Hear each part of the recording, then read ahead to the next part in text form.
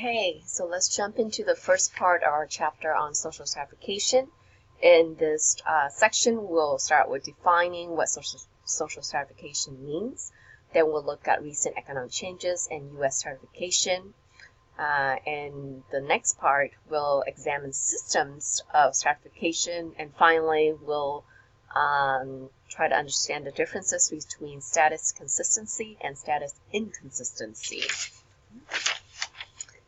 Okay, so let's start out with defining social stratification, which is defined as a society's categorization of its people into rankings of socioeconomic tiers based on three main factors: wealth, power, and prestige.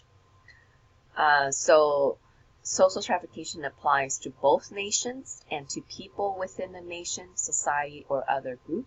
Social stratification affects all of one's life's chances, from access to material possessions and position in society to life expectancy. Although they may differ as to which system of social stratification they employ, all societies stratify their members. So the word stratification comes from this geology in which rocks, different layers of rocks are stratified. And so this idea is being used to apply to how people in society, different society, are stratified. Not all of us are in equal ranking, unfortunately. And so we're stratified almost like a pyramid, where it's a small number of people on top, and then gradually it gets bigger as you go lower in lower tiers of societies. Okay, so let's break down the three main factors that define social stratification. First is wealth. So wealth here refers to economic and material goods, or things that could be earned, possessed, and exchanged.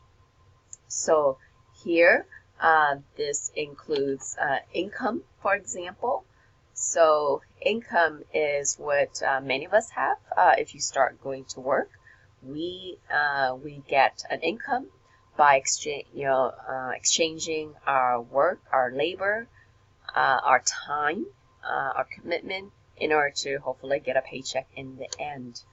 The other aspect of wealth is ownership of assets such as stocks, bonds, and real estates. So unlike income, assets you don't have to work constantly in order for the assets to grow. An important conditions for assets to grow is hopefully you chose the right one. And over time, it will gain in values. So for middle class and upper class, real estate is important, and particularly for middle class, in which the biggest assets oftentimes that they have is their home. Of course, the wealthy also have their home, but as well as many other assets such as stocks, bonds, businesses in particular. So if you're interested in looking at this further, I recommend that you go online, for example, Google the word stock value, and then type in any company that you know of that's well known, and look at the value of that company a long time ago, since the beginning and up to today. What is it worth today? So the wealthy, either they themselves know or they hire people who can help them find, for example, the next Amazon, right? The next Google, the next Apple, in which at the beginning they're probably valued at as low as, for example, $1 per share. And if they hold on to it, 10 years, 15 years, that dollar can turn into several $100s, several $1,000s. Now, right, this is assuming you put in $1 first, and then it becomes several $100 or several $1,000. The wealthy, I'm sure, has more than $1 to put into a company. So if you put into a company $1,000, that $1,000 can become a lot more, right? It could potentially become several $100,000 or several $1 million. So again, I encourage you guys to just, test it out, for yourself as checkup, on, how and why it's so important to know the value of assets such as stocks and how it gains in values. Okay, so again, I encourage you guys to do that quick, Google research. Okay, all right, wealth. Okay, wealth, the other component of social stratification.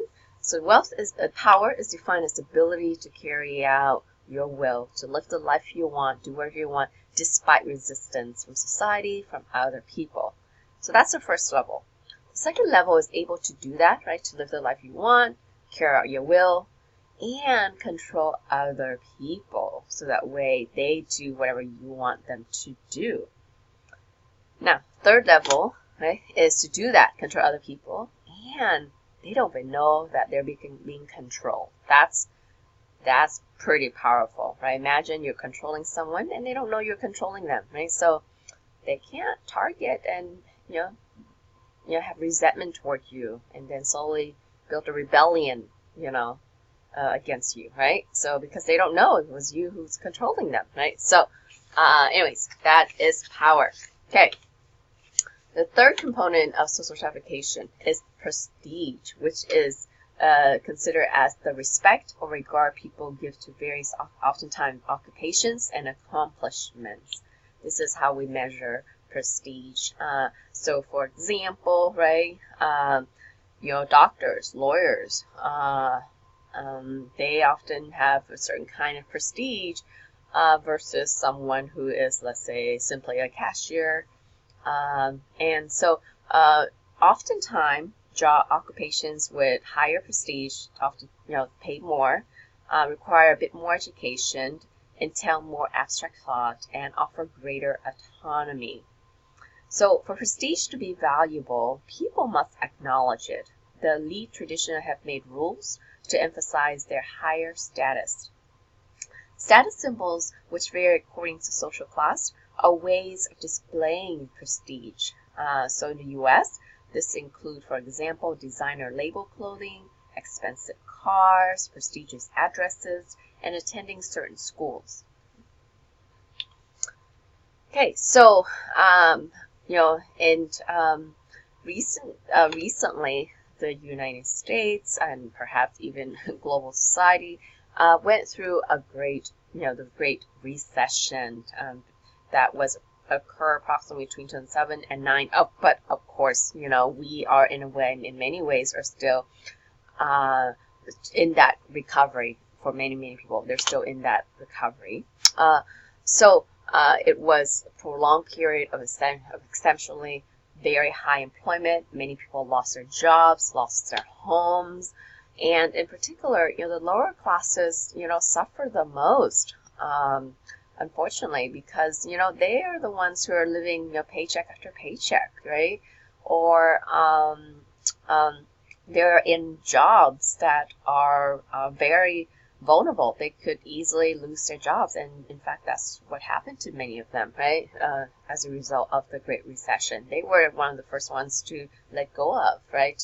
So let go of by their employers. So they suffer from the Great Recession the most compared to other classes. And of course, our economy has been recovering, but because of this experience, which was quite traumatic for a lot of people, there was some cultural shifts in our society, such as, for example, being, that is hip, it's cool to be frugal or to be minimalist, right? So here's a chart by the Pew Research Center, which is a respectable research think tank.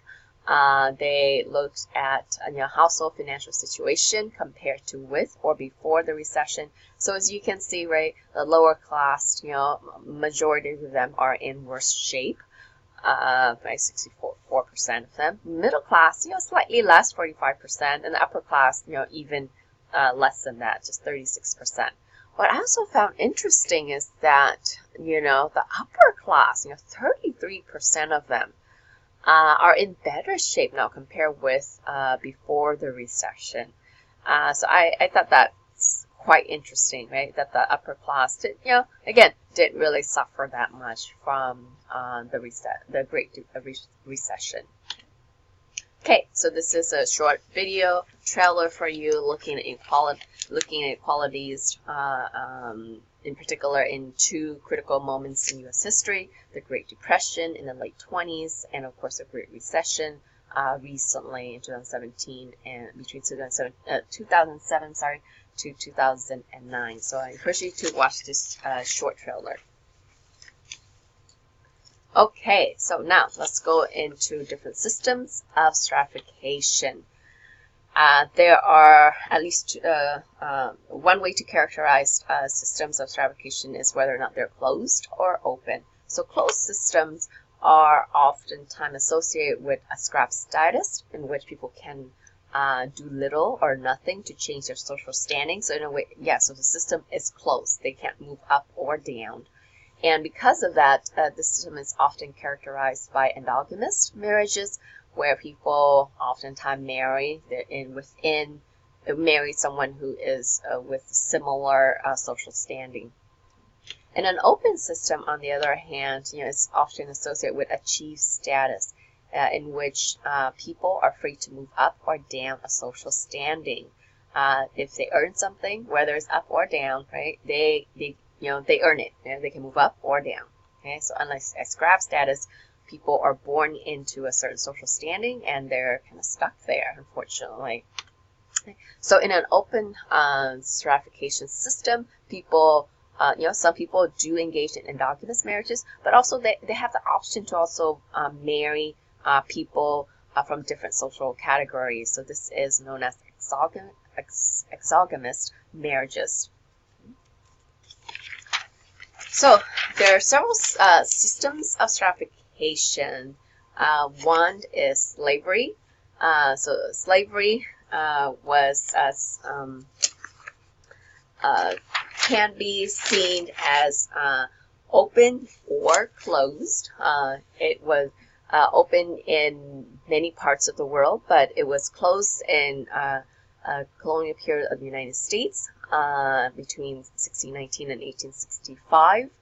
And the people involved in the system includes masters or slave owners and, of course, the slaves themselves. It existed in many places, and again, the only exception is the United States, where it was a system in particular known for being closed. Okay? So what about other countries? If slavery was not closed, and how does someone become a slave? Well, initially slavery was based on debt, right? You owe money, so you become a slave momentarily for someone, or punishment for violation of the law or defeat in battle. So it was temporary, oftentimes, or something that you earn, right? Like let's say you owe someone money, right? You put yourself in that situation, or your tribe lost the battle, right? So now you become the slave of the victorious tribe, right?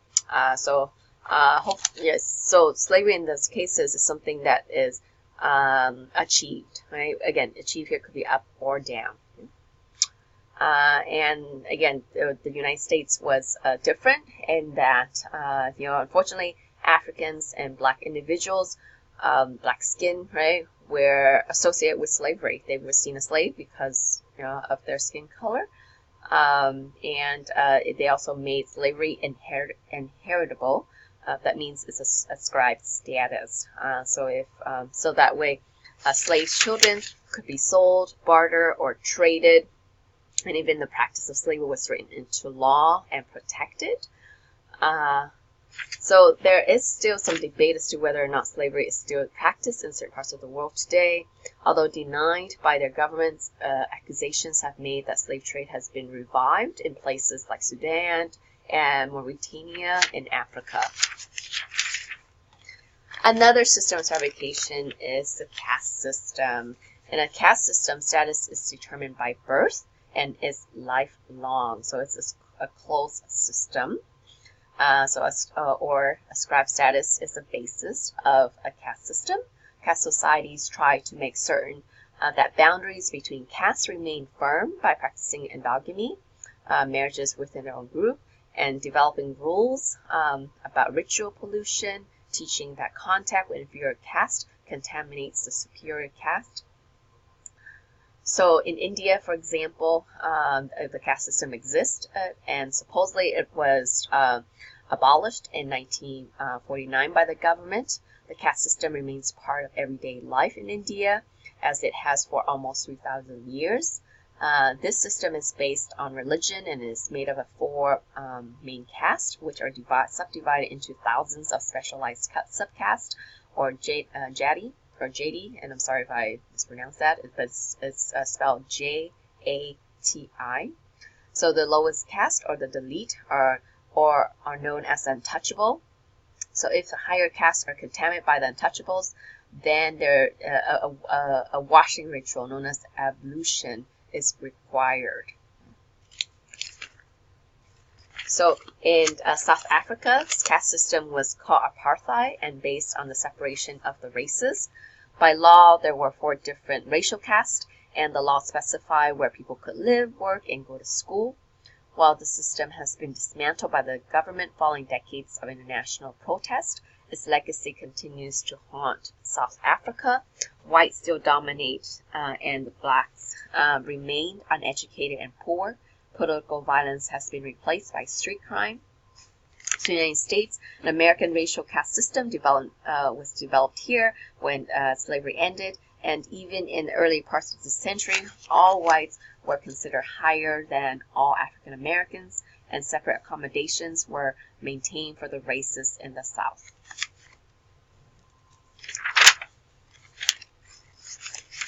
Class system, which is another type of stratification system, is a form of stratification based primarily on the possession of money or material possessions.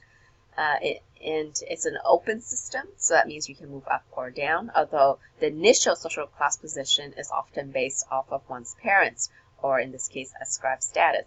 But with relatively fluid boundaries, a class system allows for social mobility or movement up or down the social class ladder based on achieved status, such as education, income, and occupational prestige.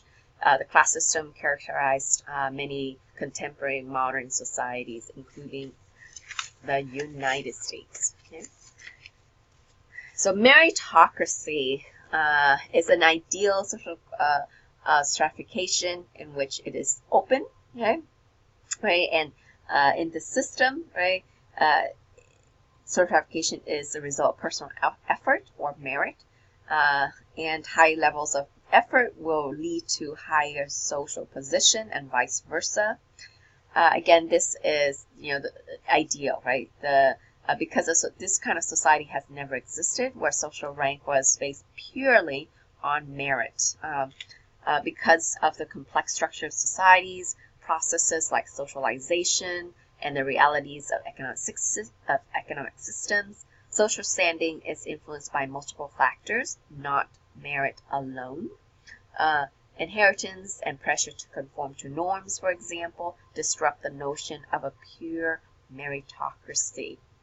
So while a meritocracy has never existed, sociologists see aspects of meritocracy in modern societies when they study the role of academic and job performance and the systems in place for evaluating and rewarding achievement in these areas. Okay, so now let's so of these 4 systems, which one do we have in the United States? Guess what? We have class system, and a part of that is built on the American dream, right? Supposedly, if we work hard, we can move up and down and achieve this dream. But whether or not this dream is accessible to everyone is actually a matter of debate. Okay, so let's move into the next idea, which is status, consistency, and inconsistency. So status consistency refers to the consistency of an individual's rank across factors that determine a social position, such as education, occupation, and income. So here I'm giving you a case of Sam where he has a college degree, which is associated with middle or upper middle class. His occupation, for example, is that he owns a real estate business. So that is associated with upper middle class. And income, he has a lot from his business. This is also associated with upper middle class income. So as you can see, it's consistent, right, across these three metrics: education, occupation, and income. So most people are status consistent, or that they rank at the same level in all three components. People who are status inconsistent, on the other hand, they're not ranked the same across these three components. So, which leads us to a definition of status inconsistency, right? So it's consistency of individuals' rank across factors that determine social position, such as education, occupation, and income. So here, let's say there's Susan. Her education level, she has only a high school degree, so it's slightly associated with lower middle class. Her occupation is in landscaping work, which is associated lower middle class. However, she has a very high income because she has learned how to build a landscaping business in which she is the owner and she hired other people to work her business. So she has a lot of money from this business. So this is associated with upper middle class. So as you can see, there's inconsistency, right? Because on two components, education and occupation, she is associated with lower middle class, but in terms of her income, it's relatively high, and this puts her in association with upper middle class. So as you can see, there is status inconsistency here. Okay, so that wraps up the first part of our chapter on social stratification.